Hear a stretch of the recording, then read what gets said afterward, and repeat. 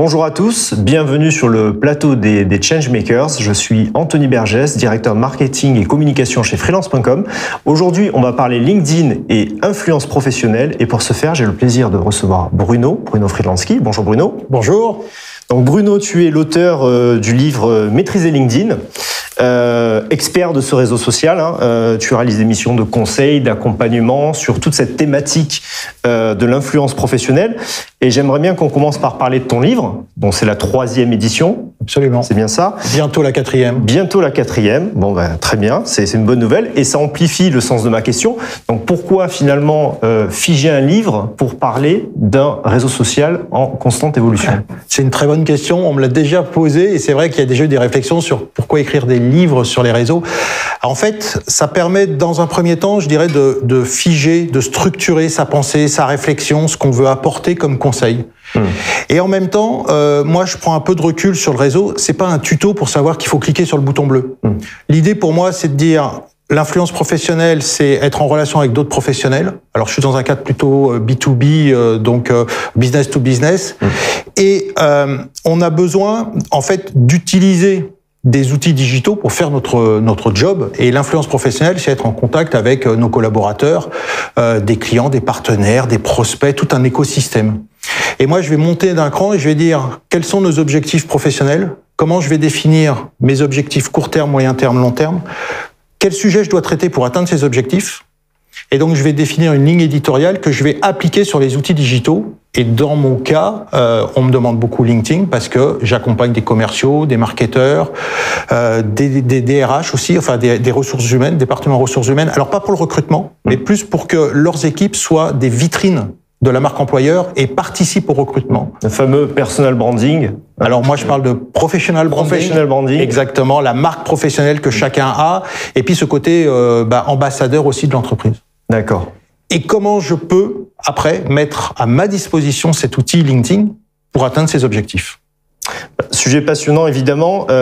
Personnellement, je suis tes publications, tes tribunes, voire même tes coups de gueule sur LinkedIn depuis des années. Ouais. Il y a une thématique qui revient souvent, c'est finalement le juste équilibre entre le réseau social, LinkedIn en particulier, et la relation humaine tout court. Donc là, tu as souvent des avis très engagés là-dessus.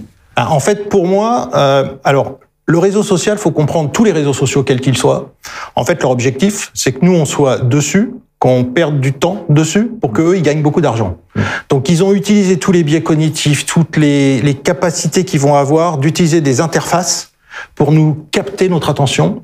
Et donc, quand je dis capter notre attention, c'est nous faire perdre notre temps, puisque plus on passe de temps, plus ils gagnent d'argent. Et moi, l'idée, c'est pas de dire comment on fait des relations humaines sur les réseaux sociaux. C'est plutôt comment, dans mes relations humaines professionnelles, s'entend, je peux utiliser les réseaux sociaux. Et donc, mon approche, elle est vraiment de se détacher de LinkedIn. D'ailleurs, je le présente plus comme un réseau social. C'est un outil de travail. Alors, je contextualise. C'est mon point de vue, c'est la façon dont j'utilise, c'est la façon dont j'essaye de transmettre, en fait, cette vision. Il y en a plein d'autres, Mais moi, c'est de dire, c'est un outil de travail. Et cet outil, il doit me servir. Donc, d'où mes objectifs, etc. C'est-à-dire que, globalement, je prends l'exemple, tu as des clous, des planches en bois, tu as besoin d'un marteau. Mais si tu as des vis, tu as besoin d'un tournevis. LinkedIn, c'est ou ton tournevis ou ton marteau en fonction de ce que tu veux faire. Une petite cage à oiseaux en bois, une cabane, une maison, un palais majestueux. Alors, j'aime bien l'image. Après, la différence avec un outil, quand même, c'est que il y a ce côté boîte noire, voire boîte un peu magique de l'algorithme. C'est-à-dire par rapport à notre outil qu'on achète, qu'on s'approprie, on va en connaître finalement l'ensemble des tenants et des aboutissants. Et là, on est face à un algorithme qui évolue. Et c'est vrai qu'il y a beaucoup de gens qui vont se positionner comme experts sur certaines façons de hacker finalement l'outil pour avoir un maximum d'engagement, de reach, etc., quitte parfois finalement à un peu pervertir cette logique que tu viens d'évoquer juste avant. Comment tu vois cette évolution, toi? Complètement. L'algorithme, il est intéressant pour comprendre comment ça marche, mais pas plus. En fait, l'idée, c'est que plus tu veux parler à un algorithme pour le contourner, moins tu parles à des humains.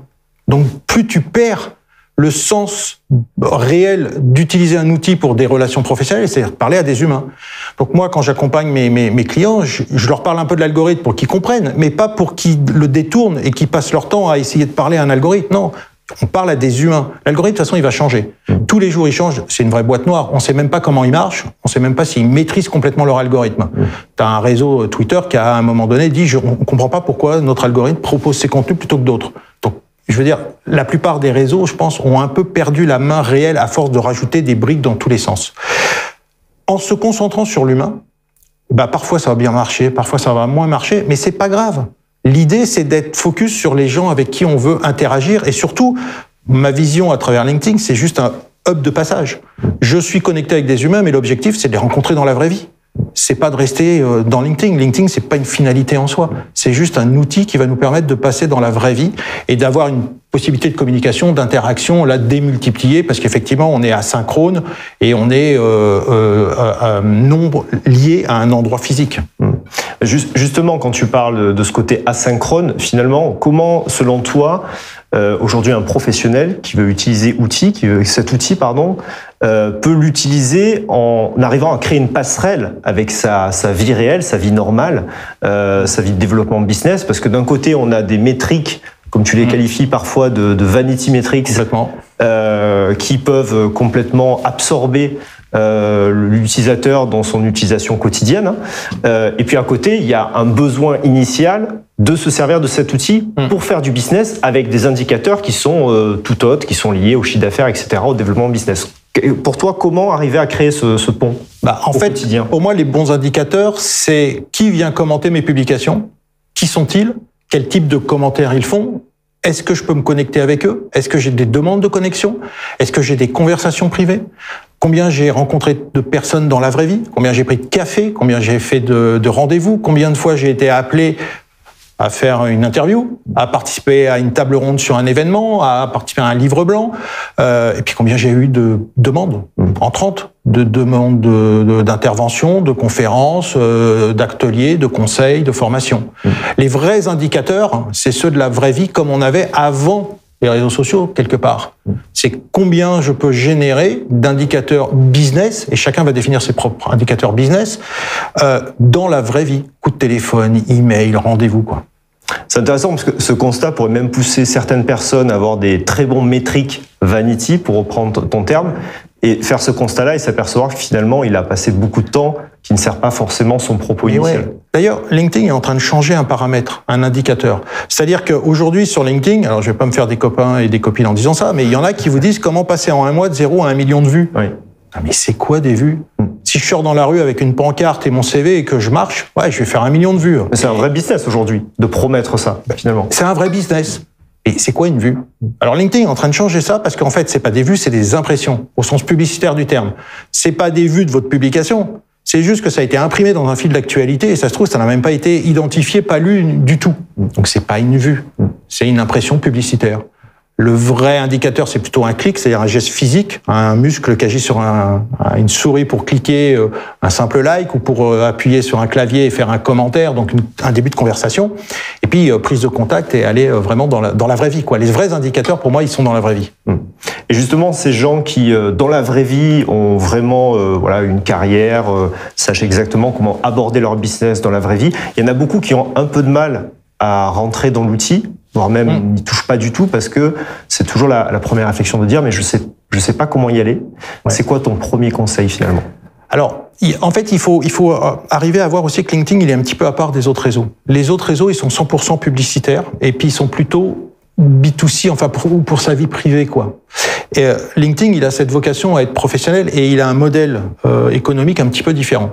En même temps, quand tu arrives sur ce réseau, il est super compliqué, l'ergonomie, elle est perfectible, et en même temps, tu vois des choses que tu veux pas faire, que tu veux pas être dans les prises de position, parce que il y a certains postes qui sont vraiment pas, qui sont de moins en moins entre guillemets pro, au sens où on pourrait l'entendre il y a quelques années.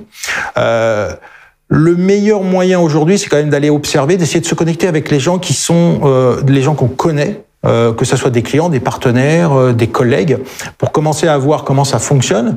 Il y a énormément aussi de tutos, d'approches, et de prendre du recul sur tout ce qui est écrit, mais même sur ce que je dis moi, en fait. Parce que moi, c'est contextualisé. Mon approche, elle est contextualisée à mon besoin, à ce que je veux transmettre aux gens. Mais ça ne veut pas dire que j'ai raison. Mon objectif, d'ailleurs, n'est pas d'avoir raison, c'est plutôt d'être utile aux gens. Mais ça ne veut pas dire, il y a plusieurs façons de faire. Après, on est d'accord ou pas avec certaines façons, c'est propre à chacun. Donc, il faut arriver à essayer d'observer. Si on veut commencer à prendre la parole, c'est des commentaires, d'aller faire des commentaires sur des publications qui nous intéressent. C'est le premier pas. Et le commentaire, c'est un début de conversation. Et d'aller commenter sur les publications des autres, ça nous affranchit d'avoir besoin de prendre la parole et de publier.